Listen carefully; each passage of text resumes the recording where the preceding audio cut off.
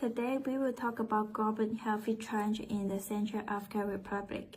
I'm Zitong Xiao. This is my part of our group presentation. First, CAR Basic. It's a landlocked Central African country, capital Bangui, around 5.5 million people, independent since 1960. Next, life expectancy 58 years, high mother child mortality, top causes malaria, infection. The Central African Republic is a virgin country. Ongoing conflict and weak infrastructure make it healthy situation tough. Right now, working together globally to take action is really important. Hi, I'm Sun Chen. Today I'm going to talk about burden of disease and issue 1. CAR has one of the heaviest disease burden in the world. Further, the main causes of the deaths are tuberculosis, respiratory infection, and malaria. For children, there are diarrhea, pneumonia, and malaria. As we can see here, the under 5 mortality rate in 2023 is about 9.2%. Most child deaths come from preventable infection, mainly because of malnutrition and inadequate healthcare system. Our first public health issues is global immunization coverage, especially for measles. Based on WHO, measles cases in CAR have increased since 2019, and as we can see on the chart, children under 5 account for more than 17% of suspected cases. According to CDC, the main reasons include the low vaccination coverage, no second measles dose in the national immunization schedule, and inadequate follow-up campaign. And then, measles vaccine card MCV, 2 doses of measles vaccine can prevent measles. But CAR's measles vaccination coverage is extremely low. The MCV1 coverage is only about 49%. So, to address this, the Ministry of Health, with support from WHO and partners, developing a comprehensive response plan. And the routine immunization programs is being strengthened. Finally, the main key point is WHO recommend 2 doses of the measles vaccine, and at least 95% coverage is required to achieve herd immunity. Improving measles vaccination is essential to reduce preventable deaths among young children. And I will pass next person. Hi everyone, my name is Jaskir and I'll be discussing maternal and newborn mortality in the CAR. The issue continues to be one of the most critical public health challenges in the country. In 2023, the maternal mortality rate was 692 deaths per 100,000 live births. This is slightly better than the year 2000, but it is still one of the highest rates in the world. Neonatal mortality is also extremely concerning at 36.2 deaths per 1,000 live births, and this number has actually worsened since 2021. One major reason is the extremely high rate of teenage pregnancies. In 2023, there were 163 births per 1,000 girls aged from 15 to 19, and younger mothers face higher medical risks, which directly affects newborn health. Economic vulnerability, poor sanitation, and exposure to air pollution make things even worse. Continuing from that, here are the main risks of maternal and neonatal deaths in the Central African Republic. For mothers, the leading cause includes severe postmortem bleeding, infections like sepsis, high blood pressure, and eclampsia, and unsafe abortions. These are complications that are mostly preventable with timely medical care. For newborns, the biggest risks are premature complications, birth asphyxia, severe infection, low birth weight. These high mortality rates happen because the country lacks skilled birth attendants, midwives, and emergency services. Many births occur at home without clean tools or trained support.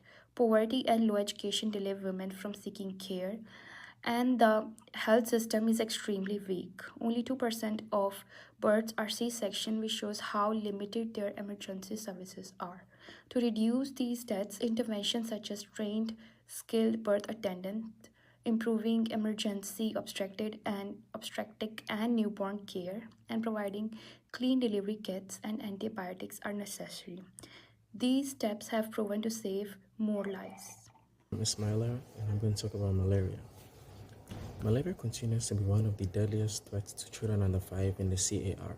Even though several interventions are in place, the burden remains extremely high, especially amongst the youngest and most vulnerable. Malaria remains a leading cause of death in this age group, and young children are especially susceptible to severe malaria and complications. This high burden also heavily stings CAR's already fragile health system. A major driver of this crisis is the combination of geographic and socio-economic barriers. Many rural communities have limited access to healthcare. Widespread poverty reduces the ability to prevent and treat malaria. The tropical climate creates ideal breeding grounds for the mosquitoes all year round, and conflicts and displacement disrupt services and increase exposure. Some of the CAR's interventions, which are insecticide-treated nets, indoor residual spraying, and anti-malarial drugs, are essential, but each comes with major limitations. Net coverage is inconsistent, spraying is costly and must be repeated often, drug resistance is growing, and many rural areas still lack rapid tests. Because of all these challenges, malaria continues to severely affect under fives. And looking at the data, the scale of the crisis becomes even more alarming. In 2023, CAR recorded 1.8 million confirmed cases of malaria, but the WHO estimates the true number to be around 1.6 to 2.4 million, showing large gaps in detection and reporting. Testing coverage remains uneven. Many suspected cases are never tested, and children in remote areas have even less access. ACT treatment coverage is improving, but still leaves many under 5s untreated or treated late.